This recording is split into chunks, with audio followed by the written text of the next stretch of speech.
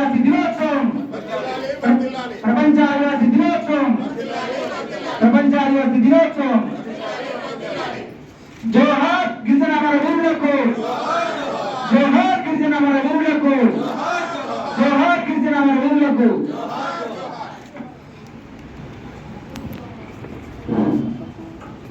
మన అడ్వకేట్ నజీమా గారిని మాట్లాడుతుందిగా కోరుతున్నాం. ఎవ్రీవన్, వేదిక మీద ఉన్న పెద్దలకు, కృష్ణారావు గారికి, ముఖ్య అతిథిగా వచ్చేసిన కృష్ణారావు గారికి, వరంగల్ నుంచి వచ్చిన సాంబయ్య గారికి, పుల్లూరు నాగయ్య గారికి, జయసింగ్ గారికి, అక్కకి, వనజ అక్కకి, అండ్ బద్రు నాయక్ అన్నకి, అందరికీ, మీద ఉన్న పెద్దలందరికీ, అండ్ వేదికను అలంకరించిన పెద్దలందరికీ, అండ్ ఈ సమావేశాన్ని జయప్రదం చేసిన మన మహిళలందరికీ, వీరనారి మండలందరికీ, అందరికీ నమస్కారం. ఈరోజు ప్రపంచ ఆదివాసీ దినోత్సవం. ఈ ప్రోగ్రామ్కి నేను అటెండ్ అవ్వడం నిజంగా చాలా హ్యాపీగా అనిపిస్తుంది. మేము ప్రతి ఒక్క రోజు ప్రతి ఒక్క దినోత్సవం జరుపుకుంటాం. ఈరోజు మనది అని ఇందాక రాంబాబు అన్న చెప్పారు. ఈరోజు మన దినోత్సవం అని ఎందుకు అంటున్నానంటే, ఆదివాసీలకంటూ ఒక రోజు ఉంది, మనకంటూ ఒక గుర్తింపు వచ్చింది. దీన్ని ఇప్పుడు అంతర్జాతీయంగా దీన్ని ఆమోదించారు. కానీ ఇప్పుడు మనం దీన్ని అమలు చేస్తూనే భవిష్యత్తులో కూడా మన పిల్లలకి చెప్తూ దాన్ని ఒక అలవాటుగా చేసుకుని మనకంటూ ఒక రోజు ఉంటుంది. లైక్ రంజాన్, దీపావళి అలాంటి పండుగలాగే ఈ ఆదివాసీ దినోత్సవాన్ని ఒక పండుగలాగా చేస్తారు. ఎందుకంటే మనకు గుర్తింపు వచ్చిన రోజు. అందరి కోసం మనం నిజంగానే చిందులు వేస్తాం, డ్యాన్సులు వేస్తాం. కానీ మనకంటూ ఒక రోజు వచ్చింది కాబట్టి మనకి ఇది నిజంగా ఒక పండుగ రోజు. సో హ్యాపీ ఫెస్టివల్ అందరికీ చెప్తున్నాను. ఓకే, అండ్ అందరికీ జై భీమ్, జై భీమ్, జై భీమ్. ఈరోజు అంతర్జాతీయ దినోత్సవం మా వీరనారుల ఆశయ సాధన ఆధ్వర్యంలో జరుపుకుంటున్నందుకు చాలా సంతోషంగా ఉంది. ఈరోజు నిజంగానే మాకు పెద్ద పండుగ. ఎందుకంటే బహుజనులు, గిరిజనులు, దళితులు అందరం కలిసి ఇవాళ ఒక పండుగ లాగా మనం డ్యాన్స్ వేసుకొని సంబరంగా ఇప్పుడు అనిపిస్తుంది మన రాజ్యం మనకు వస్తుంది అని. కాబట్టి అందరం కూడా ఎస్టీ, ఎస్సీ, బీసీ, మైనార్టీ ప్రజా సంఘాల ఐక్యవేదికలో మన బహుజన రాజ్యం తెచ్చుకోవాలని అనుకుంటున్నాం. అదేవిధంగా సావిత్రిబాయి పూలే, మన రమాబాయి, అంబేద్కర్, ఫాతిమా, సాగలైలమ్మ లాంటి వాళ్ళ పేర్లతోటి మేము ఇవాళ వీరనారుల ఆశయ సాధన సమితి అని మీ జనంలోకి వెళ్తున్నాం. ఏ మహిళకు కష్టం వచ్చినా మా సంఘం ముందుంటది. మీరు తప్పకుండా వాళ్ళ ఆశయ సాధనాలని తీసుకెళ్తాం. మీరు కూడా అందరూ మాకు సపోర్ట్ ఇవ్వాలి. ఈ గిరిజన సంఘాలు, మహిళా సంఘాలు, దళితులు అందరం ఏకమైతే మన బహుజన రాజ్యం వస్తుందని మా వీరనారుల ఆశయ సాధన సమితి సంఘం తరఫున మేము మాట్లాడుతున్నాం. వంజా గారిని కూడా మాట్లాడుతుగా కోరుతా ఉన్నాం.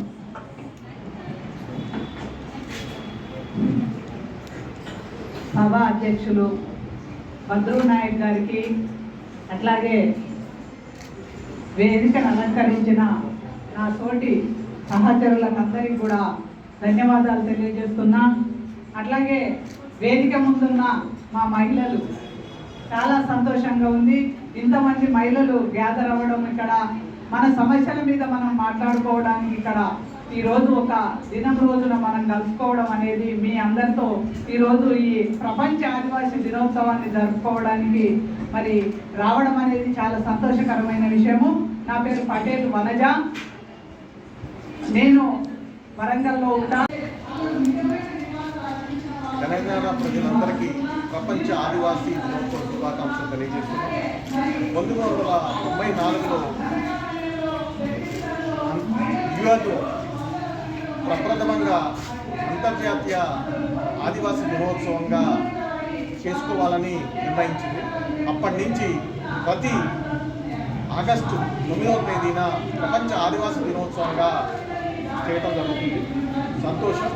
ప్రభుత్వం కూడా అధికారికంగా ఆదివాసీ దినోత్సవం చేయడం సంతోషం. కానీ మమ తూతు మంత్రంగా చేయటం అనేది బాధాకరం. ప్రపంచ ఆదివాసీ దినోత్సవాన్ని మెజారిటీ ప్రజలైనటువంటి ఆదివాసీలు, అంటే అసలు దేశానికి మూలవాసులైనటువంటి ఆది అంటే మొదట మూలవాసులు, ఈ భారతదేశానికి మూలవాసులైనటువంటి ఆదివాసీల జీవితము చాలా దుర్భరంగా ఉంటుంది. కాబట్టి వాళ్ళ యొక్క స్థితిగతులు, వాళ్ళ యొక్క ఆచార వ్యవహారాలని గౌరవించాల్సిన అవసరం ఉంది. వాళ్ళ ఆచార వ్యవహారాలని, వాళ్ళ సంస్కృతి సాంప్రదాయాలని కూడా కాపాడాల్సిన బాధ్యత ప్రభుత్వం మీద ఉన్నది. అదేవిధంగా ఎస్సీల వర్గీకరణ లాగా ఎస్టీల్లో కూడా వర్గీకరణ చేయాల్సిన అవసరం ఉంది. కొంతమంది గిరిజనులకి ఎక్కువ న్యాయం జరుగుతుంది, కొంతమంది గిరిజనులకి తక్కువ న్యాయం జరుగుతుంది. కాబట్టి ఎంత జనాభా ఎంత ఉందో అంత జనాభా తామాష ప్రకారం వాళ్ళకు సామాజిక, రాజకీయ, ఆర్థిక అవకాశాలు ఉండాలనేది మా ధ్యేయం. ఆ విధంగా ప్రభుత్వం కూడా చర్యలు తీసుకోవాలి. వాళ్ళకు ఒక ఐటీడీఏ కార్పొరేషను ఏజెన్సీ ప్రాంతాల్లో ఉంది, అట్లా కాకుండా మైదాన ప్రాంతాల్లో ఉన్నటువంటి గిరిజనులకు కూడా ఒక ఐటీడీఏ లాంటి సంస్థను ఏర్పాటు చేసి వాళ్ళ అభివృద్ధికి తోడ్పడాలని, అదేవిధంగా గిరిజనులందరికీ మీరు ఒక బడ్జెట్ని కేటాయించి ఆ బడ్జెట్ని వాడకుండా చివరికి మీ యొక్క ఎలక్షన్ బడ్జెట్గా ఉపయోగించుకుంటున్నారు. ప్రతి ప్రభుత్వం అదే చేస్తుంది. కానీ ఇదిగా వాళ్ళ బడ్జెట్ని వాళ్ళకే కేటాయించాలి, వాళ్ళ జాబుల్ని వాళ్ళకే కేటాయించాలి. అదేవిధంగా మొన్న బీఆర్ఎస్ ప్రభుత్వం ఓడి భూములు కొట్టుకునే గిరిజనుల్ని నానా కేసులు పెట్టి, నానా హింసలు పెట్టి వాళ్ళకి చట్టాన్ని, వాళ్ళ భూములు గుంజుకున్నారు. ఇది చాలా దారుణం. అటవీ హక్కుల చట్టం 2005 రాజశేఖర రెడ్డి గారు తీసుకొచ్చిన దాని ప్రకారం ప్రతి గిరిజనుడు ఓడి కొట్టింది కావచ్చు, ఏదైనా కావచ్చు, ఆయనకు ఉన్నదాన్ని ఆయనకి రిజిస్ట్రేషన్ చేయాల్సిందిగా మేము డిమాండ్ చేస్తున్నాం. వాళ్ళ హక్కు అది. అదేవిధంగా గిరిజన హక్కుల్ని కాపాడుకోవడం కోసం గిరిజనులందరూ సమాయత్తం కావాల్సిందిగా మేము పిలుపునిస్తున్నాం. కాబట్టి ఎటువంటి వివక్షత లేకుండా గిరిజనులందరికీ సమన్యాయం చేయాల్సిందిగా ప్రభుత్వాన్ని డిమాండ్ చేస్తున్నాం. న్యాయం అవుతుంది. మరి ఇలాంటి సమస్యలు, ఇలాంటి ప్రశ్నలు అనేకం ఉన్నాయి. కాబట్టి గిరిజన దినోత్సవాన్ని పురస్కరించుకొని మేము కేంద్ర రాష్ట్ర ప్రభుత్వాలను ఒకటే డిమాండ్ చేస్తున్నాము. రాజ్యాంగంలో ఉన్నటువంటి రక్షణ చట్టాలు అనేటువంటివి, ప్రాథమిక హక్కులు ఏవైతే ఉన్నాయో రాజ్యాంగంలో పేర్కొన్నటువంటి అవి పటిష్టంగా అమలు జరగాలి. అదేవిధంగా యూనియన్లో గుర్తించినటువంటి తీర్మానం చేసినటువంటి ఏవైతే తీర్మానాలు ఉన్నాయో అవి పటిష్టంగా అమలు చేసి గిరిజన సమాజాన్ని అభివృద్ధి పదం వైపు నడిపించాలని చెప్పి మేము డిమాండ్ చేస్తున్నాము. ఈ రాబోయేటువంటి ఏదైతే ప్రపంచ ఆదివాసీ దినోత్సవాలు ఉన్నాయో అవి అధికారికంగా జరిపి వాటిపైన శ్వేతపత్రాన్ని విడుదల చేయాల్సినటువంటి అవసరం కేంద్ర రాష్ట్ర ప్రభుత్వాలు ఉందని చెప్పి డిమాండ్ చేస్తూ నేను సెలవు తీసుకుంటున్నాను. ధన్యవాదాలు.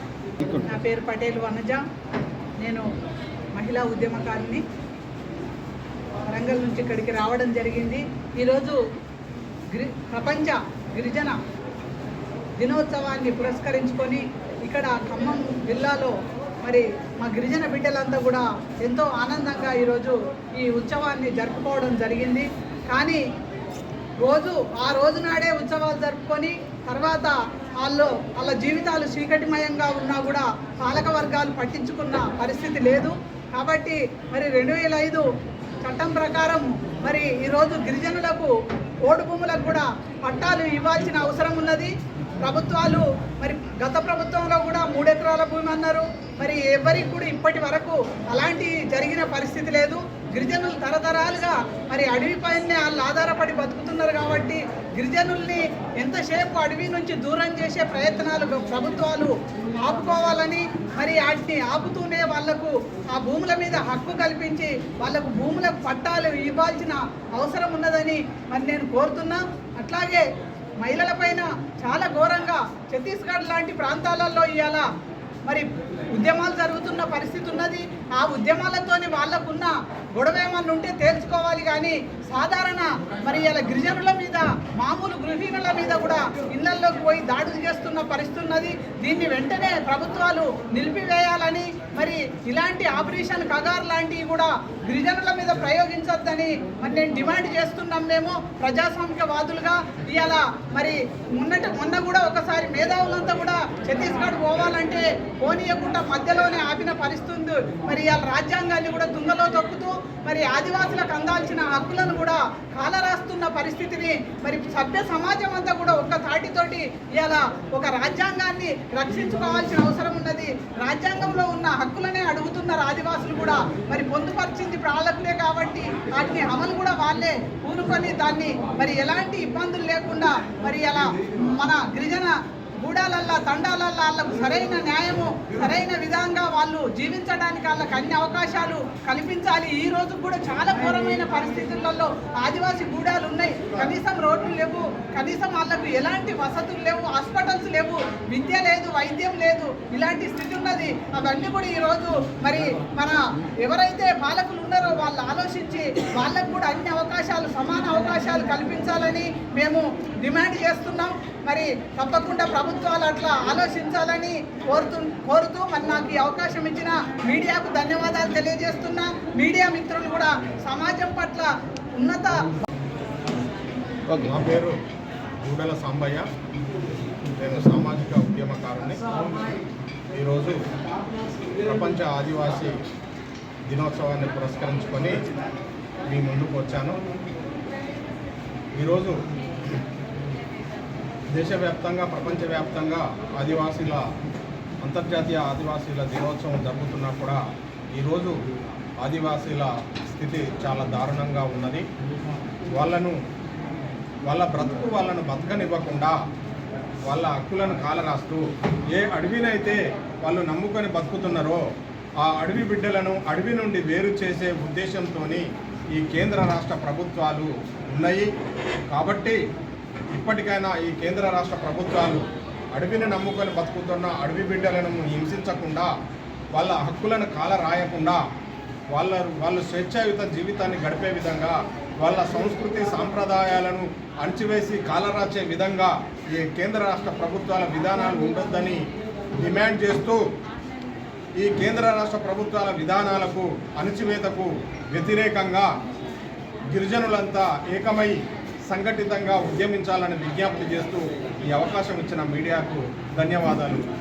జై. ప్రపంచ ఆదివాసీల దినోత్సవం పురస్కరించుకొని ఇవాళ ఇక్కడ ఆదివాసీ దినోత్సవాన్ని పాలకులు కేవలం ఆ దినోత్సవం రోజే మహనీయుల్ని స్మరించడం కాకుండా ఇవాళ మేము ఇక్కడ ఒకటే డిమాండ్ చేయదలుచుకున్నాం. పౌర సమాజంగా ఏదైతే ఆదివాసీల్ని అణచివేస్తూ వారి యొక్క రక్షణ చట్టాలని తుంగలో పొడుస్తున్నటువంటి ఇవాళ పాలక పక్షాలని ఒకటే చెప్పదలుచుకున్నాం. మీకు ఎంత మాత్రం చిత్తశుద్ధి ఉన్నా ఆదివాసీ రక్షణ చట్టాల పట్ల కానీ ఆదివాసీ సమాజం మీద కానీ మీకు ఎంత మాత్రం ప్రేమ ఉన్నా చిత్తశుద్ధి ఉన్నా ఆదివాసీల హామీలు డిమాండ్లు వాగ్దానాలు అనేక ఉన్నాయి. ఇవాళ ఆదివాసీ చట్టాలైనటువంటి 170 లాంటి వీసా చట్టాలు లాంటి జీవన్ నెంబర్ 3 లాంటి అనేక వారి జీవితానికి సంబంధించిన చట్టాలు అనేక ఉన్నాయి. ఇవాళ నిర్వీర్యం అవుతున్నాయి, దుర్వినియోగం అవుతున్నాయి.